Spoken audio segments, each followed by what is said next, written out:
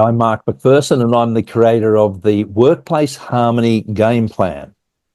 And on this show with Prosper today, which is going to be fast moving and will go along at a cracking pace, we're going to cover quite a few things. And one of those things is I'm going to leave you with one of my personal conversation scripts, which you can use immediately. As soon as the show finishes, you can use it. I really like leaving people with practical, down-to-earth strategies they can use as soon as they walk out the door. See you soon.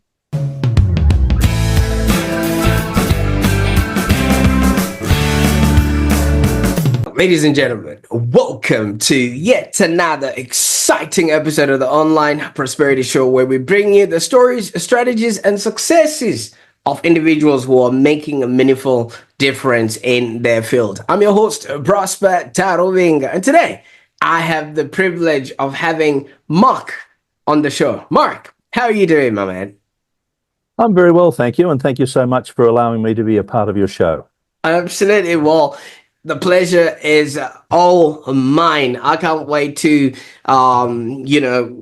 just really introduce you to what it is that you've been doing, especially how you have been able to navigate tough conversations and transform them into opportunities for growth and a connection for the people that you've worked with there. Now, for the people that are listening right now, Mark is known as the Amplified Performance Architect with over 45 years of experience, spanning from his roles from team member to manager of managers, and he's honed the art of creating workplaces where people genuinely work together in harmony. And with the way teams are sort of like these days, he literally helps you to bring out the best in your people. So, like I was talking about tough conversations and all that rest, I am going to be having this conversation where we will dive deep into Mark's journey from his early days as a science teacher and also a coordinator of HIV and AIDS services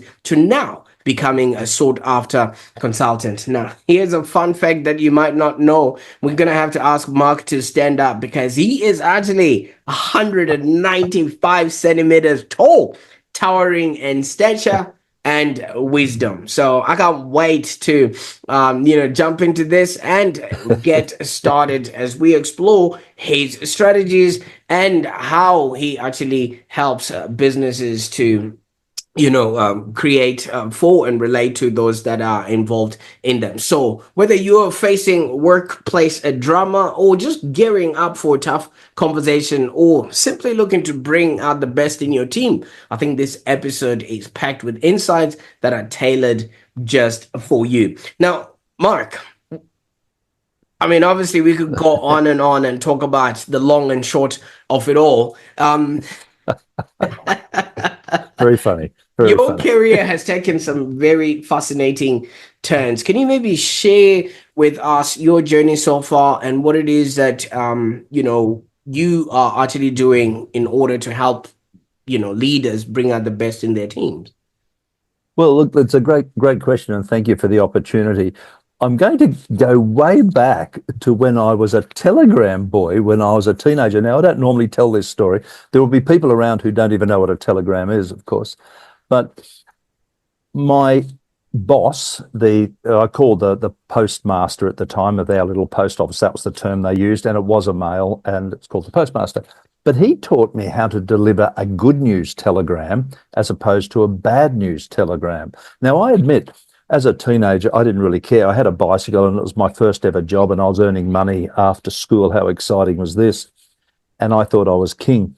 But he taught me how to deliver a bad news telegram and a good news one. So a good news one was all about, oh, hello, are you Mr. Smith? And this. If it was a bad news one, he taught me this little trick was, oh, I'm looking for Mr. Smith, blah, blah, blah, blah. Because these people knew it was a bad news telegram. What they didn't want was some 15-year-old spotty kid looking at them in the face. But I didn't pay any attention to that, really. And later, I was a guide at Jenolan Caves, New South Wales, and there's the joke that 195 centimetres, how many times did I hit my head? Well, an awful lot of times. But there someone taught me how to speak and deliver the rules, which is a certain type of voice, and then how to step away to the side just a little bit and look at the ground and then stand up and then say, "Hi, everyone, welcome to the cave. Please have your tickets ready." A different human being from blah, blah, blah, blah, blah, blah, blah to, and I didn't really pay much attention there, but it was only, honestly, we're talking 30 years later, when somebody said to me, "Mark, you seem to be quite good at dealing with difficult people and having tough conversations. I'd like you to run some courses for us." And yes, I did have a few tough conversations where I took over a few teams in my time, and some people just weren't doing the right thing. I don't think it was necessarily their fault, but they weren't. They were not following the business plan. They were not telling people where they were. They'd been let loose, if you like. So I had to, I always call it putting the lasso around people and dragging them in and saying, "Hang on a minute, where are you going again?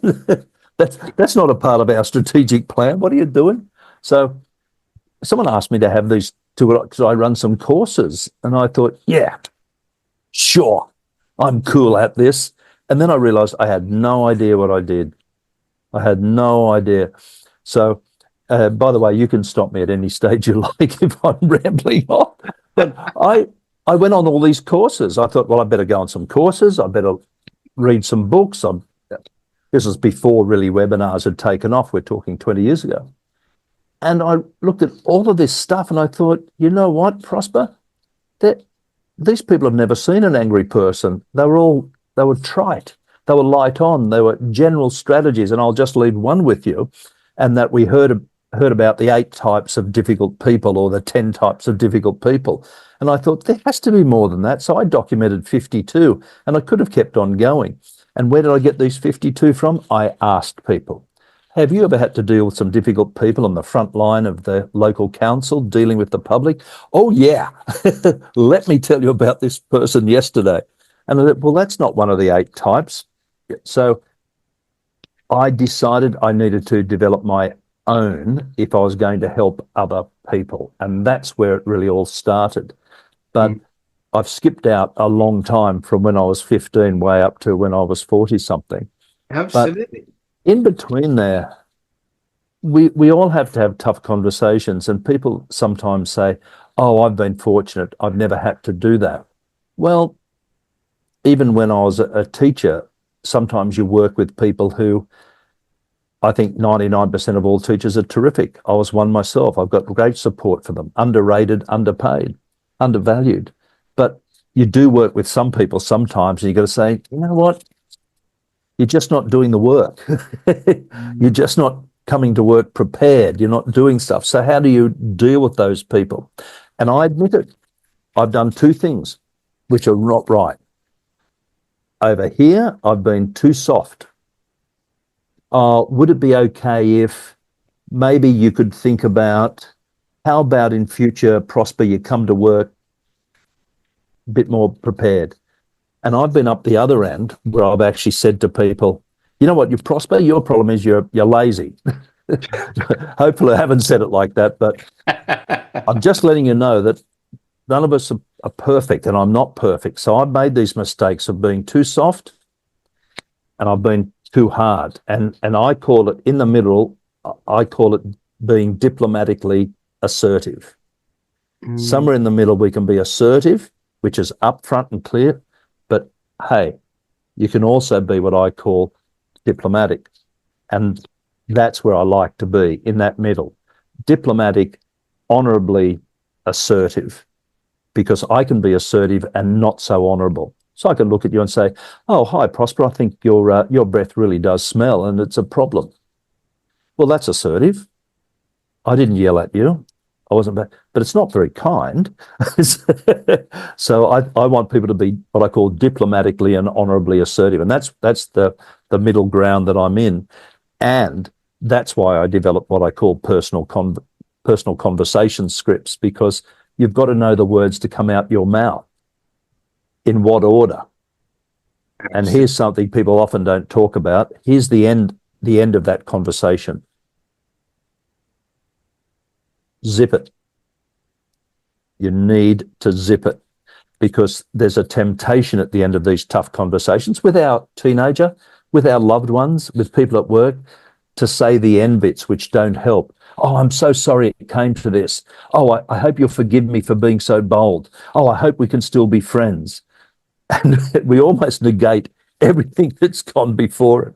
Everything that went before it gets chucked out, and they're left with that little bit. So I've covered a lot of territory in this, but Absolutely. I am really, really into helping people. I want them to leave with the words that actually have to come out their mouth. And that's where I find people are really helped. That's where people get confidence. They know what words to say, in what order to say them, what to do with their hands, when, and for how long.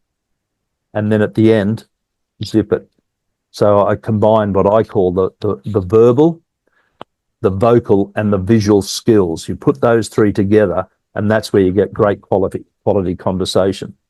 Now, I'm going to be really bold here and throw something at you.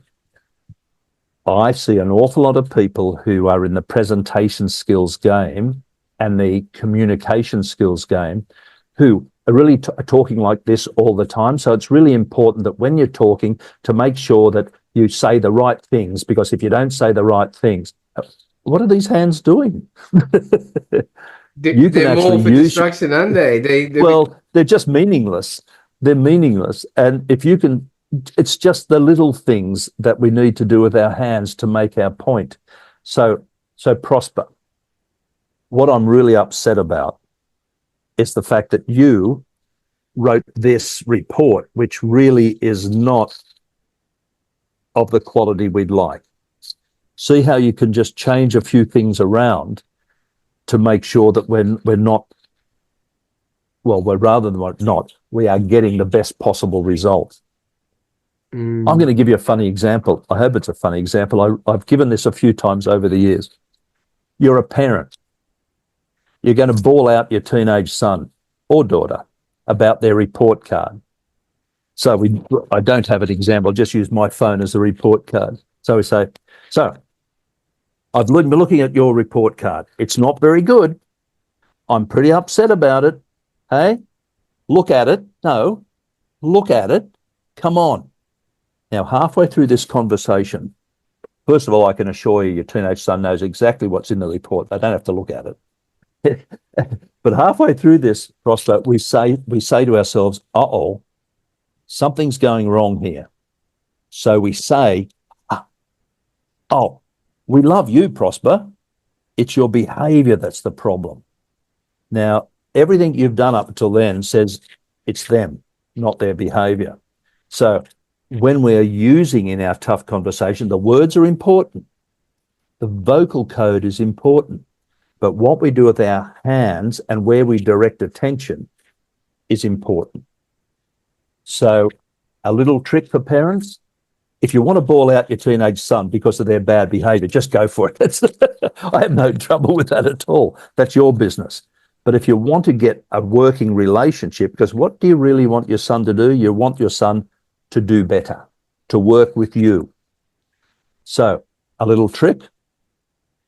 Prosper, we're really unhappy with your report. This is a major problem. Oh, that English result is very, very upsetting. What I'd really like us to do, Prosper, is work together, you and me, to make sure this is better by the end of the year. Is that something we can do? Now, there's just a slight difference there. One is, I've made this to be the bad thing. This is a terrible thing. And where I look, where my eyes go and my hands go, your teenage son goes there as well. We've now made it clear by my actions that that is the bad thing.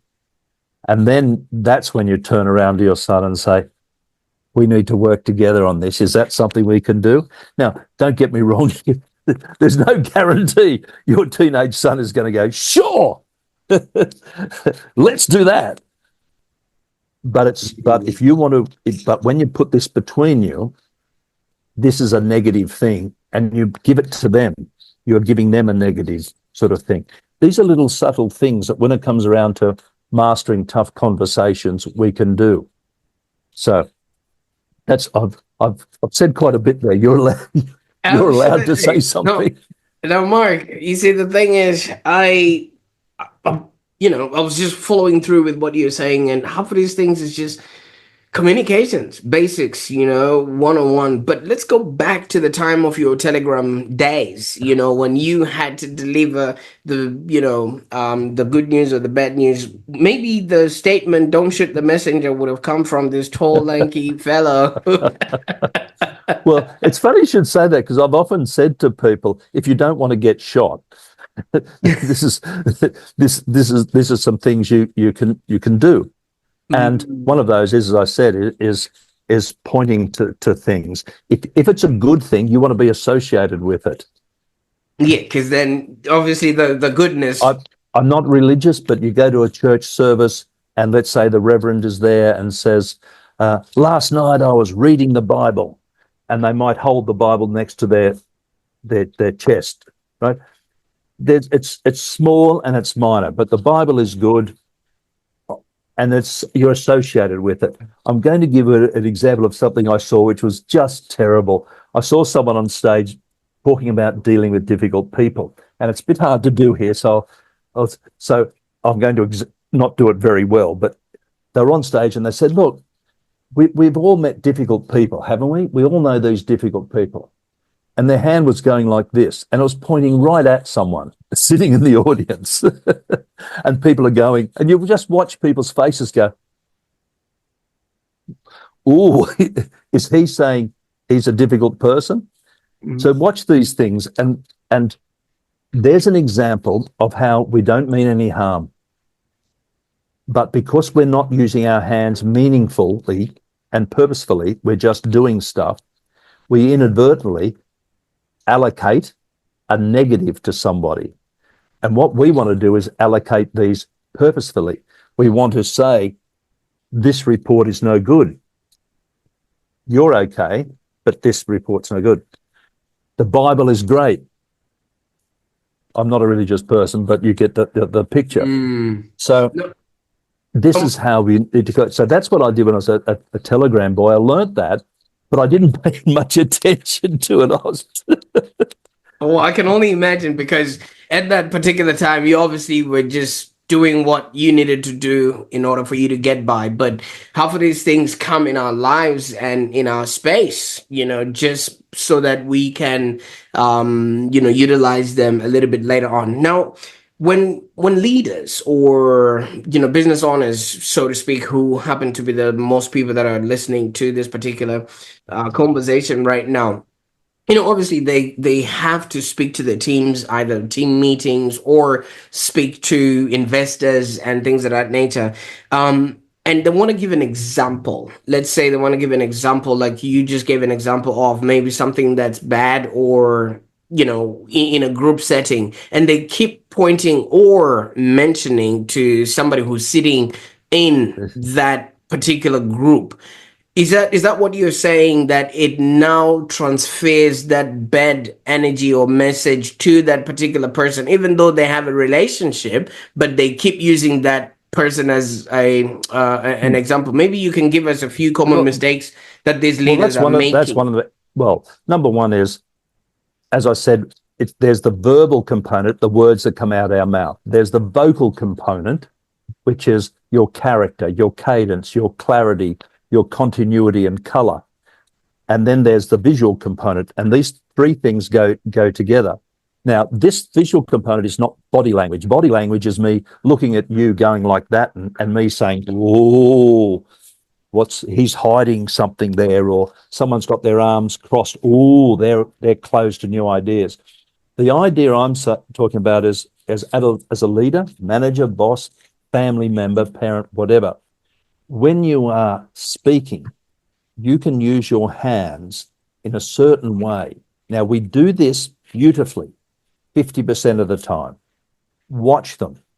"Hi, everyone." We naturally do this, but then we're not sure what to do after. So we naturally do it 50% of the time.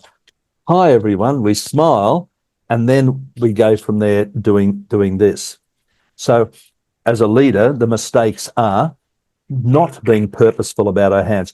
Hi, everyone. It's lovely to be here. I am so pleased today to be able to speak to everyone. You have done an amazing job with the reports this week. Fantastic. So I'm trying to put my hands in the right place for this. But fantastic. I would now like to hand it over to Bill, who has done an amazing job. So you point out to Bill, and here's two things. I'll talk about this.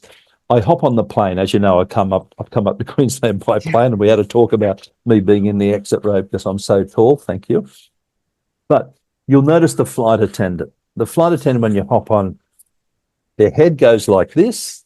I'm exaggerating. They smile. Hello, Mr. McPherson. Their voice goes up and down, and they are welcoming. Now, those same flight attendants, when they are giving you the rules, the safety procedures, watch them.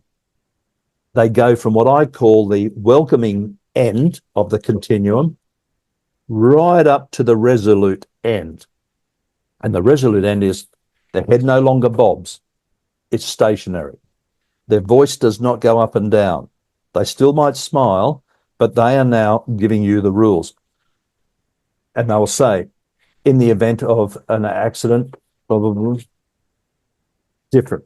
So when a leader is speaking, they need to be careful about this continuum. What part are they on? They'll naturally do this. Watch parents. Parents are great examples of this. Oh, hello, darling teenager son of mine. It's great. I really need to have a chat to you.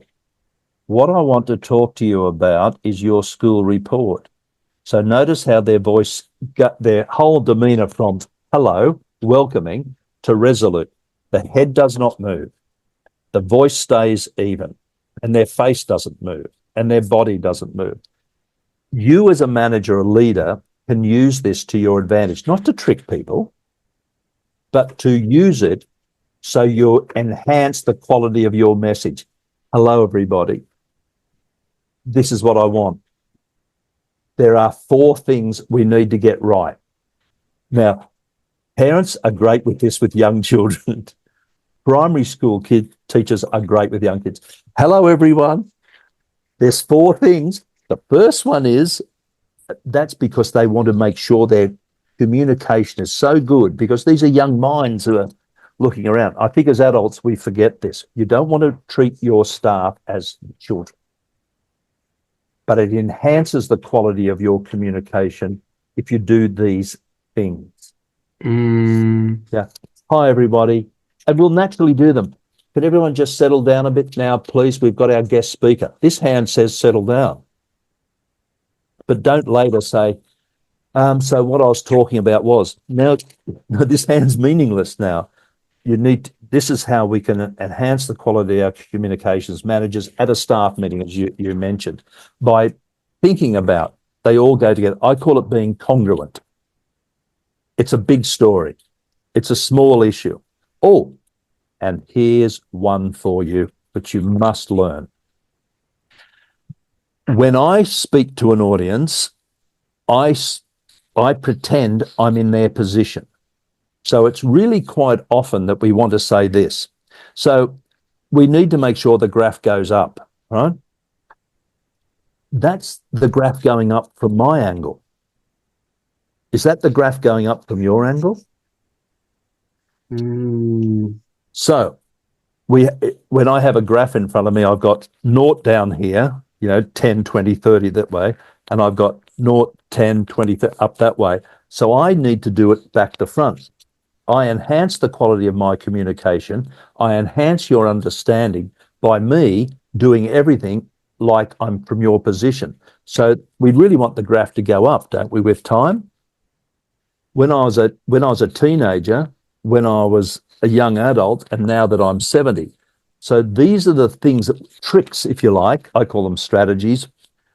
These are skills that we can use to enhance the quality of our communication.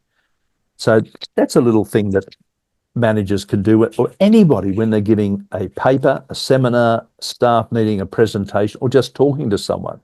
Look, that was yesterday. But today and then tomorrow, you can see how I'm going in a particular line, Right. but I'm doing it back to front. I'm doing it like I'm you looking at me. So we just go from 50% terrific to 80% terrific.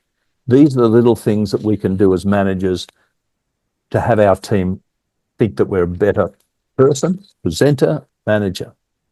Absolutely. Now, obviously, as a technical person and as a marketer, it just brings me back to how Steve Jobs got the MacBook, the computer, to actually look at the person, not you when you open the laptop, but to the person when your laptop is open, that the logo is upright. So while you were speaking, I was actually looking at that because he's marketing to the other person because you already bought the product, but the person who's watching you working with the the Macintosh computer is being spoken to. So now all of this makes sense. Now, my question now leading up to that is, a lot of people have just been sort of promoted just based on maybe their ability at work, and they're maybe a high performer person, and they've just been um, maybe gotten a promotion. And many of our listeners would struggle with imposter syndrome. Maybe they're just a budding entrepreneur or somebody who's just getting started, and they're stepping into these leadership roles based on the world has become a global village now. You can you literally can start your own business and have a team overseas. Now, how do people overcome the fears of not good enough when they have to constantly know that, like you're saying, you have to be speaking in terms of, your visual representation has to be in terms of the other person, not in terms of how you see it? Because now, yeah, even if you look at the way I'm speaking now, I'm being very conscious of am I Look, all I want us to do is be 50% of the time we get it right. I just want us to move to 80%. You will never, if I'm having a conversation over a glass of wine, I'm not going to think about how I do things. I'm just having a chat. We've got to be easy on ourselves. But you mentioned the new managers. Now, this is a group of people I deal a lot with. I deal with them a lot because they are new and they are struggling. They get the position because of their skills and their knowledge. And I deal with a lot of people who have been promoted out of the team that they've been working with, and now they're above. And I use that hand movement deliberately just to make it clear. We're talking about people down here, and then they're suddenly up here. Now, these people struggle not because they're not good managers and they know their projects. It's because they struggle because suddenly they've got to look at the people that they used to work with, that they are still mates with, they still go to the football with, they still drink with, and still go to each other's weddings or whatever else. They've now sometimes got to look at these people straight in the eye, as I call it, and say, your performance is not up to scratch. Now, that's not the words they would use, but where they struggle is just like me. They're too weak. Look, your report really wasn't all that good. Look, maybe you could just next time have a bit of a look at it. Or they say, I really expect a lot more from you. This report's not good at all. So somewhere between that, I want them to be what I call, diplomatically and honorably assertive. And that's where I help them with the words, my personal conversation scripts. So let's talk about one. One of my favorite conversation scripts is, well, there's two, they go together. F-E-A, FIA, if you like. It's not really an acronym, because it's not really a word. And the other one is fewer, F-E-W-E-R. And I'll just talk about FEA. I once had someone on my team who made some mistakes in their timesheet, and some people, when I tell this story, go, "Oh, you mean they lied?" See, just be careful about those sorts of words. What I said was, and I can tell you exactly what I did, and I'll use my phone again, which is not the best, but that's the timesheet, because it was a physical timesheet. "Hi, Michael, blah, blah, blah. Thanks for coming in," and all that sort of usual stuff. "Hi, Michael. I'm just looking at your timesheet, and I noticed here on Monday you wrote down you came in at 9 o'clock, but I know you didn't come in till 9:30. See how I'm talking? This is the bad thing, this timesheet, not you. There's a time to use eye contact. There's a time to use it, but time not to use it. So I start off with the facts. Here are the facts. This timesheet is not a true and accurate record. Now, there's a problem with that. I need to sign it as a true and accurate record, and I can't. So that's the facts, and I've explained what the problem is. What I could have said, and don't worry, I really wanted to say, "Hey, you're a grown man. What are you doing lying on your timesheet? Hey, what's going on here?" That's what you want to say. But I stuck with the facts. Why? Because it gives the best chance of success. And then I asked Michael a question. So after doing this, I then turned to him. That's when I used eye contact. "Hey, Michael, is there something I need to know?" This, it's over to you. "Hi, Michael, is there something I need to know?" That says it's over to you. That's what that hand movement says. So that's the facts, explain the problem, and ask a question. I could have asked all sorts of things. How can we fix this problem up? How can we work better together? What do you think are the next steps? It depends on the situation, but it's one of my favorite scripts because it lays down the law, if you like. We've got a problem here, but I don't blame anyone. I ask, is there something we can do to fix this problem? Is there some way you and I can work together to make sure you get to work on time from now on? That, to me, is a lovely script. And I know people use a version of it and all have always used a version of it, but I've just formalized it, FEA. That F is so important. It stands for facts. And I'm sad to say, sometimes even after a whole day's workshop, some people don't get what facts are. Facts is what the camera saw, Prosper. That's all it is. Our languages are rich. There's all these words we can use. Just to soften the blow a little bit. Yeah, you're belligerent. Your behavior is appalling. You've disgraced us again. You're an embarrassment to the whole family, Prosper. We can say all sorts of things if we want to. And I hear them. I hear them in the workplace. If you just stick with the facts, you have the best chance of getting the best result. Now, I'm just going to jump now because I know our time together is not going on for hours. We need to be a bit succinct. And I'm in your hands here. Absolutely. I'm enjoying this. Don't you worry, Mark. I'm enjoying this. Well, here's a technique that I think is the ultimate assertiveness training technique. FEWER. You never have to use the lot of it. But I have worked for a union, probably something that's not on my resume, defending people, if you like, defending them. And I've also been on the other side of the fence where I've taken people right through to disciplinary reaction. It's not fun. You want to avoid it. So FEWER is a way of saying to someone they have done the wrong thing or their behavior is not good enough. Facts.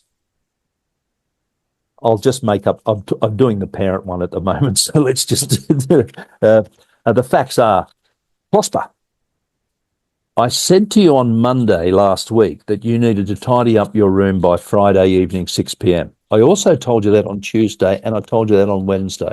That's, unfortunately, whatever you like, I've come home on Friday, it's now 7 p.m. and your room is not tidy. Now, that's the facts. And that's explained the problem. That's it. What I really want to say is, Prosper, geez, you're hopeless. How many times do I have to tell you? I've asked you one thing, just one thing, Prosper, and that is to tidy up your room. That's what you want to say. And there's a time for that. Don't worry, there's a time for that. But what I really want is you, Prosper, to play ball. I want you to work with me to do this thing. The role play. So yeah. I tell you the facts, I tell you explain. Now, sometimes that's all that's required for Prosper to turn around and go, oh, I'm sorry, I'll do it now. Sometimes that's all that's required. But you need to have up your sleeve the next bit. The W is want. What do I want you to do? Be clear. Now, a lot of I go and I work with people who have these tough conversations with staff and they're not sure what they want. Oh, I want them to do better. It's pretty vague, pretty vague. I want them to do the right thing. Great, but it's not very clear to me. So, what do you want? I want you to go to your room now and tidy up, whatever it happens to be. I want you to go and apologise to your sister for hitting her, whatever it happens to be. I hope you don't do that. The E in fewer, the second E, is explain why that's a good thing. Now, you would like to think you don't have to do this, but when you are dealing with difficult people or an employee who really isn't playing the game, you have to say, I want you to go and tidy up your room now because that makes sure you've done the right thing and I have a nice clean house. Whatever it happens to be. That word because in there, I love the word because. Because is such a powerful word. Parents use it by itself. Why do I have to do this? Because. I'm a parent. I know that, Mark. It's so funny. It's so funny. But there is research on that, which I won't talk about, that actually shows how it works. Yeah, it's funny. But once you've told whoever it happens to be, your staff member, that let's say their language at the staff meeting was racist or whatever you like. I don't use the word racist because it gets you into a whole debate now about racism and what's right. It's just not worth it. It's not that it isn't racist. It's that, what do I want as a manager? I want this person to do the right thing. And the way to do it, earlier today at the staff meeting, Prosper, you said A, B, C, D. That language and that sort of comment is against the policies and procedures of the whole organisation. That's the problem. The problem is that's against the rules and policies of this organisation, or it's against the law, or whatever it happens, or it's not acceptable to me personally. So I've told you why. Okay? So what I want you to do now is refrain from using any of that language ever again. I might also want you to apologise to Susan, who is still very upset by this, because that will make sure that you are following the rules and procedures and policies of this organisation, and I don't have to have this conversation with you again. I want you to apologise to Susan because that will go a small way to making her feel better, whatever it happens to be. A truly difficult person needs that extra information. Now, my question here is, by us explaining that it's against the rules of the organization, are we closing the loop of them wanting to have their own universal definition of the actual word? Because if they now have their own interpretation, that will then, you won't be able to contain that. I'm just trying to, just follow. No, it's a good point. And if you and I are sharing a house together, we can have that discussion. If this is a workplace where we have policies and rules Right. about what language you can use, that swear word is a word that we don't use, we're not allowed to use in this organisation, or whatever it happens to be. Right. So in this case, we can have a debate about what sexism really means. Has feminism gone too far? These are great conversations for the pub, but in the workplace, we have a rule. Right. The rule is men and women are treated equally, and words like you, Sheila, I don't know, I can't think of a decent word that's not offensive here. But Prosper, you saying at the staff meeting, you women really don't know how to run a staff meeting, is something that we do not find acceptable in this organisation. I want you to refrain from saying anything like you women or denigrating women as a group, that they can't run a staff meeting or whatever it happens to be. It's not acceptable. We have a policy and procedure here, and here it is, blah, blah, blah, blah, blah, And blah, then blah. you And you the point. reason why I turned to the side there's so much in this that because I am making clear that I'm not a bad person. It's the rules. These are these tricks. And I'm going to go way back to when waiters and waitresses used to tell you not to smoke in their restaurant. Did you ever notice they did this? Oh, excuse me, sir, you're not allowed to smoke in this restaurant. We have a sign up there. See, sign bad. Mm, Not the I bet you. waitress. I need my See, tip. yeah. So I just put that in because they used to do it inadvertently. It Mm, was subconscious. Oh, there's a sign. See, no running in the school playground. Yeah, it's so there's a good reason why we can put it on the policies and rules, but the policies and rules are safe. It's not just my opinion that I think you shouldn't say those things, Prosper.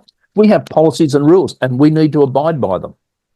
So that's why if it's not against the policies and rules, we can have a discussion about what it happens to be. But that's where we do get into debates when in the policies and procedures of an organisation, it's vague. People mm. should be respectful. I No, don't Mark. like that term because I don't know what it means. No, Mark. Let's have a conversation about firing.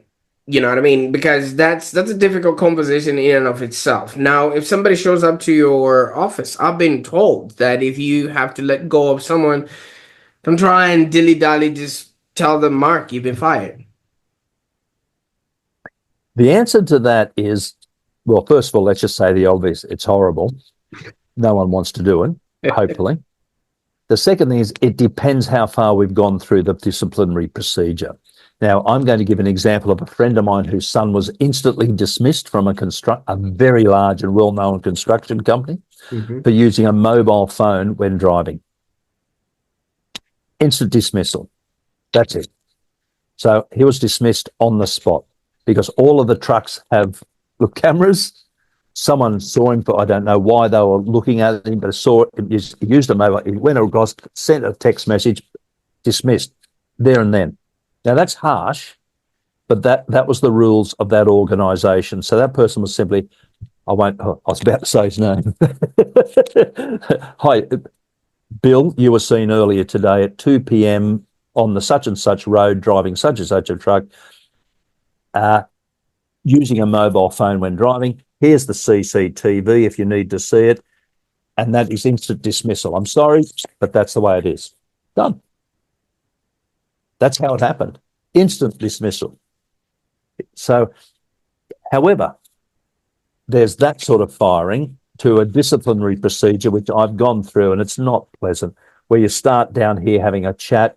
We have what we call a counselling sessions. We record information. It goes through, it goes on and on, and eventually someone was let go. They were fired. It's a hard, horrible thing, but you need to have the courage of your convictions, if you like, as a manager. You need to be able to say those words and you need to practice them. That's why I like personal conversation scripts. Before we go to those sorts of meetings, the windscreen of your car knows an awful lot of stuff because we either say it in our mind or we say it out loud. There's a time to simply say to somebody, Prosper, that's the third time we've had a complaint about you using foul language to a customer on the front desk of this organisation. You've been warned twice. You've been warned in writing. Your union representative has been informed or was at 2 of those meetings. You're warned if it happened again, your employment would be terminated. It is terminated as of today at 5 p.m. That gives you time to clean your desk and take any personal items with you. Prosper, it's not a discussion. This hand says, stop talking. That says, I'm in your face, and that's rude. That's rude as well. But to say, Prosper, it's not a discussion. That's what's going to happen. Mm. I mean, Now, no one wants to do this. There's nothing, this is not fun. You'll go home going, oh, I had to fire someone today. That's because we're human beings. No one wants to see the pain on someone else's face, but I have done it. And that's just the way it is. However, the reason why I like the FEA script is because your initial chance when you are dealing with someone who has done the wrong thing is to work out a way of working together better to solve the problem. That's my intention. With your teenage son, how can we work together to get this report, which is a very bad thing, how can we get that up to where we want it to be? How can we work together? What should we do? That's your first attempt. But if this doesn't work, you need to be willing to move on to other scripts. No.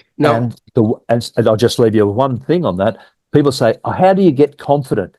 Well, you get confident, as Jerry Seinfeld said, by getting good and doing your homework and practicing. So for me, once you know what words need to come out your mouth, in what order, how to sound with your vocal code of communication, when you know what to do with your hands and when, I find people's confidence goes up here once they know what to say. Oh, absolutely. I mean, that's just an obvious order of events. If you know what to say, how to say it, and when, you will deliver on that sort of knowledge. But Yeah. is this something that can easily be taught? Because this is a lifetime of, somebody being in this sort of communication mode. And I've noticed you've got an aptly named course coming up, Grow and Prosper, and it sounds quite intriguing. Just maybe let us know how that works and how people can actually be a part of this and learn from you. Well, I guess two things on that. I have seen some people just go through the roof when they've been given, and I've only mentioned two personal conversation scripts, but once they have FEWER under their control, I've seen them go from not so sure to brilliant. I've seen other people struggle with it. As someone said to me one time, oh, fewer seems really hard to remember. It takes 26 seconds, by the way, to go from start to finish. So I see a lot of people. So some people do have a natural ability, let's be honest. Some people are better than others at this sort of thing, and they suffer with their confidence. But I find people can learn these things very, very easily. But it's not just by you doing the words. We need to practice it. And I have a technique I call real life rehearsals, not role plays where you get into your little groups, but you and I will practice it. And I'm going to pretend to be that person you're firing. And I'm going to, and I have been known to burst into tears in front of somebody.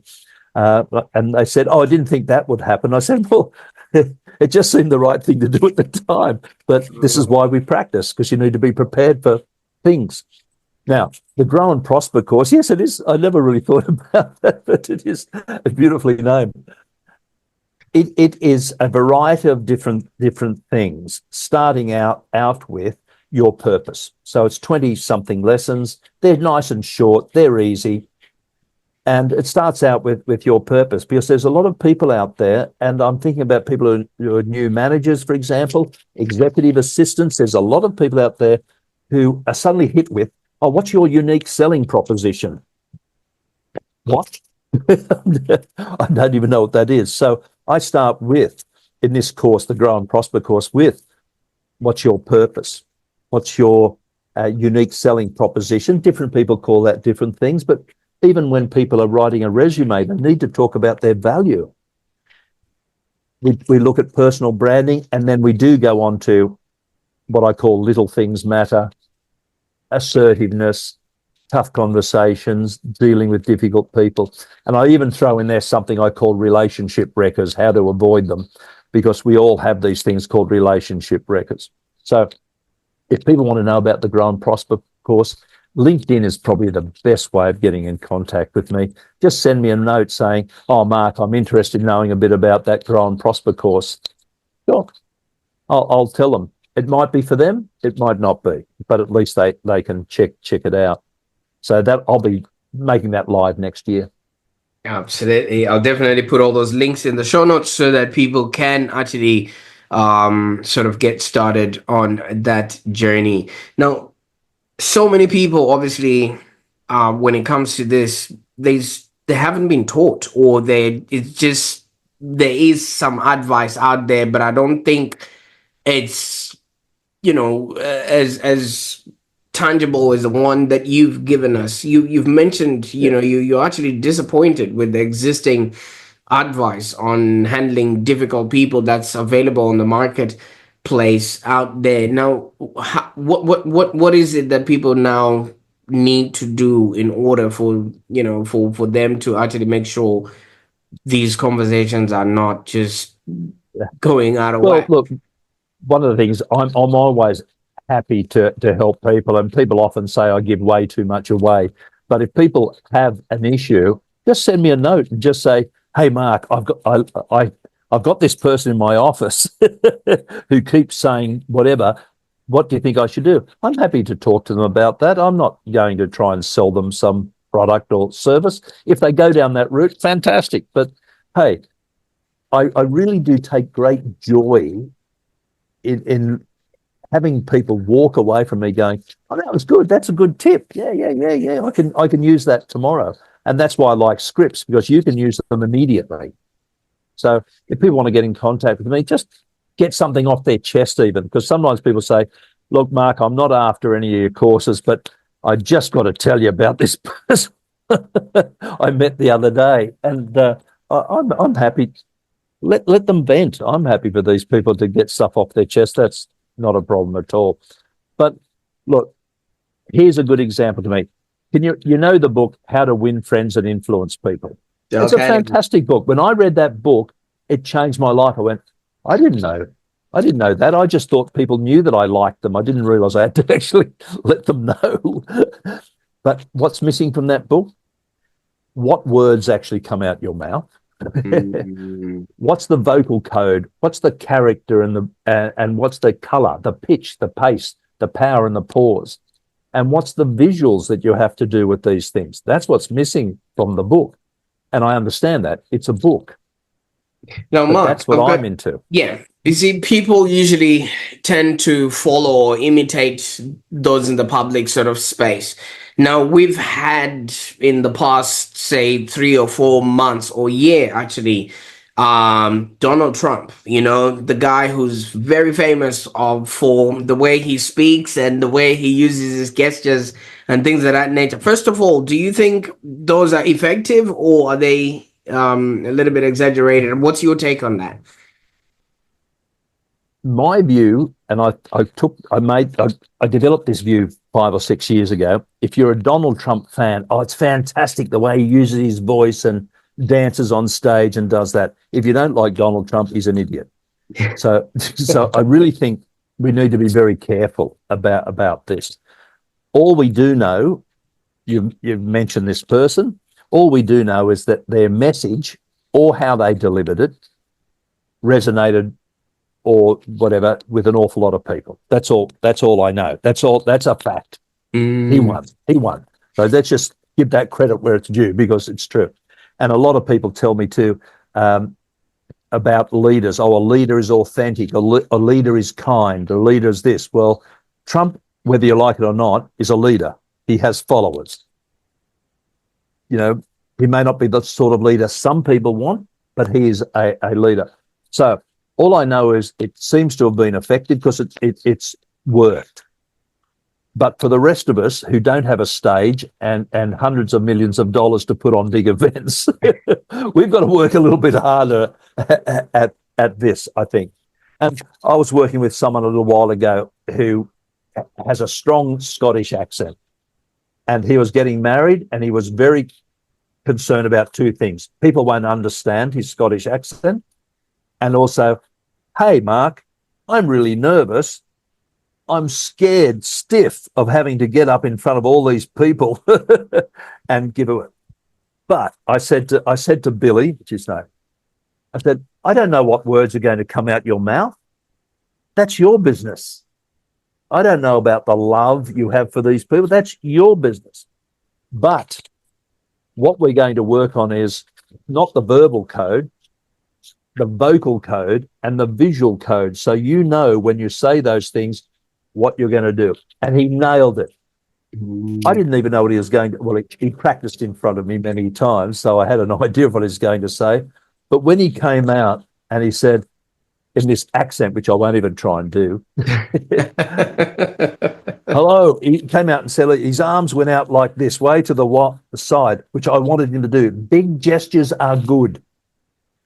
Hello, my name is Billy Smith, and I'm married to Emma. And he just, everyone went crazy because he came out with confidence, knowing, hello, I'm Billy Smith. Yeah, hello, I'm Billy Smith. Pause, and I'm married to. And when he looked like that and turned like that, everyone's head went like that. Where your eyes go, your head goes, and your hand goes, so does the audience. So that's just an example of someone who's not a manager in a workplace, but I do help people, not with their presentation skills so much, but how to combine these three codes to get maximum impact. Leaders sometimes do a great job with their presentation. Sometimes they don't. Like I say, if Branson is going to come out and tell me how to run an airline or run a mobile phone service, you know what? He doesn't have to shave. He doesn't have to comb his hair. He can say as many ums and ahs as he likes because he's got something brilliant to tell us. The rest of us, we've got to work at this. We need to know how to combine these things so we get maximum bang for our buck, if you like. We need to know when to use our hands, when to turn like this, when to say this, when to use the welcoming to resolute continuum, and my number 11 in my visual communication skills is knowing how to use eye contact when it needs to be used. There's a limit to how long you can look at someone across a desk when you're firing them before both of you feel incredibly uncomfortable. You need to use your eye contact wisely. There's a time to use it. There's a time to look at something else. There's a time to look at you. And said the flight attendant doesn't really have to look at me straight in the face. They look at my card. Oh, wow, Mr. McPherson, you're in an exit row. Are you happy? And blah, blah, blah, blah. Yeah. But when they're telling me, when I'm in that exit row and they come up to tell me what happens if there's an accident and I need that, they look at you a different matter. Mr. McPherson, are you able and willing to follow these directions in the unfortunate case of an accident? That's an eye contact moment. No, Mark, I mean, before we wind up this call today, we now are, like we said, obviously living in a global village where most of the communication is happening on Zoom, and Zoom presents a completely different scenario in as much as the listener is also looking at themselves on their Zoom, which then creates a scenario where they can actually see the person who's being spoken to. Half of the time when it's a face-to-face, you're only seeing the face of the person that you are speaking directly to. But when it's like this, I don't know. I think that's the reason why people have Zoom fatigue and things of that nature. Geez, that's a really interesting point. What I like to do is put a bit of paper over my face so I can't see it. I've never done that, but it just seemed like an idea at the time. I think it's not a problem because I'm looking at you and you are directly below the camera on this little laptop I'm using. So I've never felt that's really a problem, but there is one big problem with it, and that is when I'm presenting and I talk about using big arm movements, you don't get to see. They're gone. And I was even aware that when I was talking like this, I'm sort of cramped in like this to get it on the screen, whereas normally you'd be doing things like that. So I'm well aware that on Zoom, the verbal code is important. The vocal code is incredibly important because you need to be careful about how quickly you speak and with what power. And you need to be careful about what you do with these hands. But I see one of the mistakes I see on Zoom is people forgetting that they're on camera.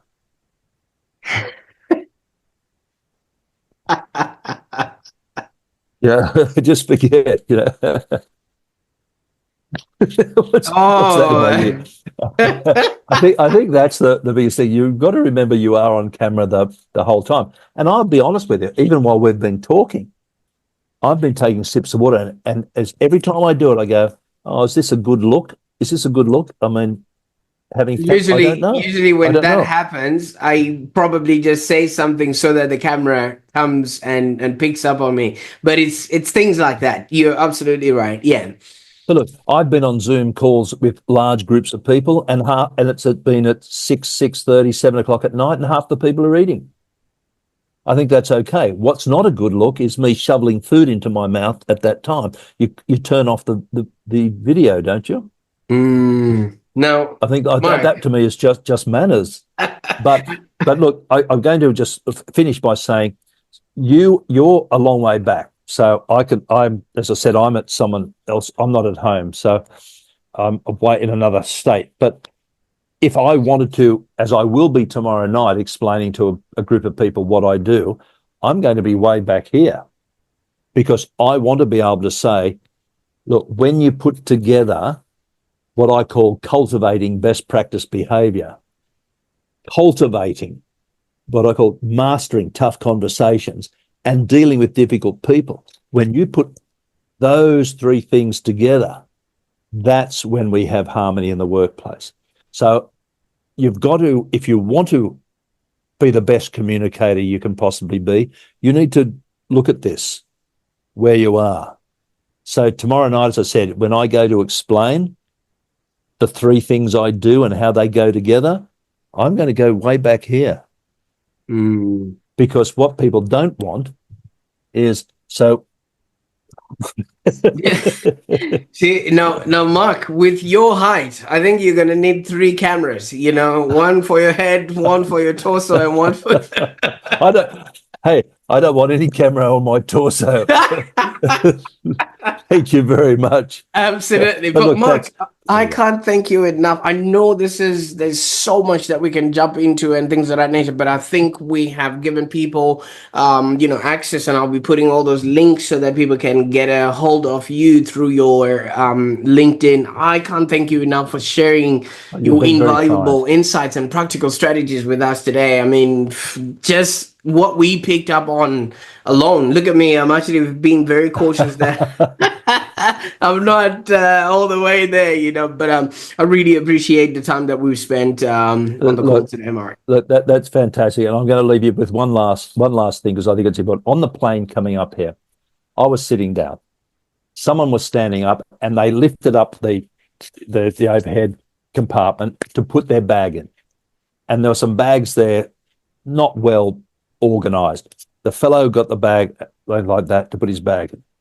The guy next to the window sitting down jumped up and he went ballistic. Don't you touch my bag. No one's allowed to touch my bag. You're not allowed. That's against the law to touch people's bags. Went nuts, right?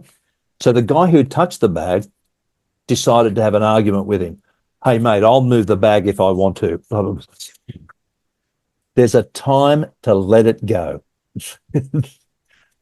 You do not want to jump on the back of every difficult person, every rudeness. You'll be spending your life doing it. There's a time to what I call rise above it.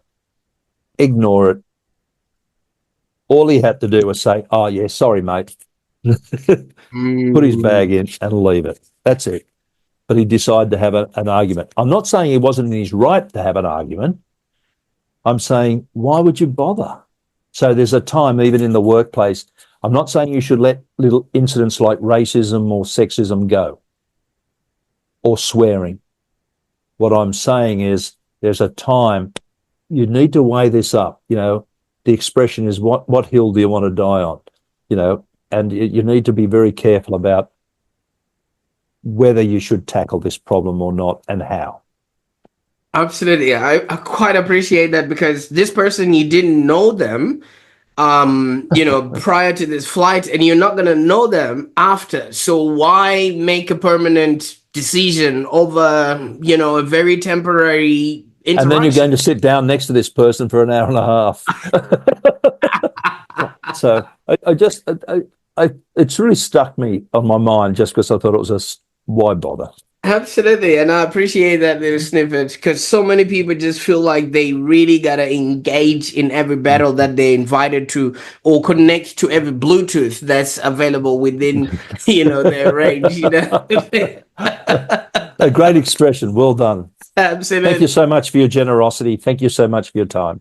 Absolutely, Mark. The pleasure is all mine. Now, if you've enjoyed this episode and want to learn more about handling difficult people, mastering tough conversations, or just having safe flights out there, creating a harmonious environment for everyone involved, be sure to connect with Mark. I will make sure that all those links are in the show notes below, because if you have noticed, he's not just a master of tough conversations, but he's a true ally in helping businesses thrive, because so many things, we don't necessarily need to engage with them, or if they're said in the right manner, they literally will deliver the impact and sincerity that they are meant for. Now, for those that are watching right now, if this episode actually struck a chord with you, I encourage you to share it with somebody who might benefit from Mark's wisdom. And some people might just be jumping into a new leadership role and might not know how to deal or engage with hard conversations. This will be the thing that you can actually share with them, so that they can do and have a happier existence, and also for those people that they're going to be working with. And while you're at it, why don't you just check what the next episode on the Online Prosperity show is, because there's always a transformative content. Until next time, keep striving for prosperity in all areas of your life and business. Bye for now.